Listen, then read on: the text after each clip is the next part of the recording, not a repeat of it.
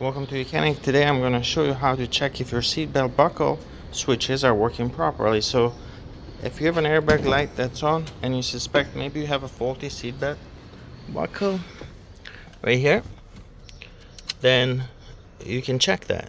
And we're going to use the Mechanic scanner to determine if when we plug in the seatbelt, is the car actually reading that, or is it just sees it as not plugged in?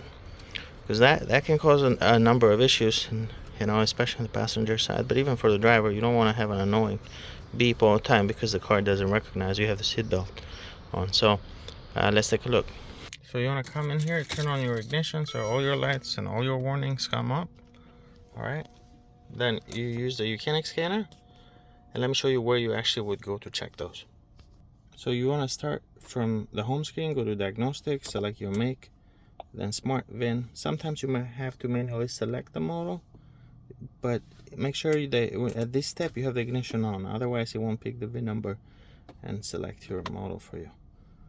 Then press yes here once it identifies the correct model, and then go to control modules, go to chassis, and then we want to go to body and go to supplemental restraint system. It might say SRS. You might also say airbag. Like every car make calls it a different name. Usually SRS or airbag are the common names you'll see for this airbag system. Select that. Go to live data.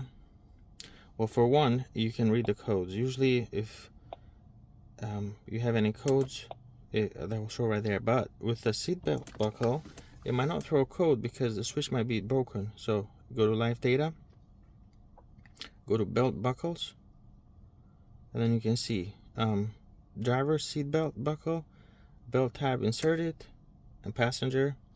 You can see the number of the sensor, what Mercedes calls it in this case, S68/4. So if there was an issue, like if it's something like open circuit, like a wire to the sensor is damaged, you're gonna have a full code over here. When you read the codes, you're gonna have a full code. It says, let's say things like sensor S68/3, driver belt buckle, open circuit. But if the buckle, like if it's physically damaged, the switch itself, then it won't say anything. But you put the seatbelt or you remove it, and then it should update like that.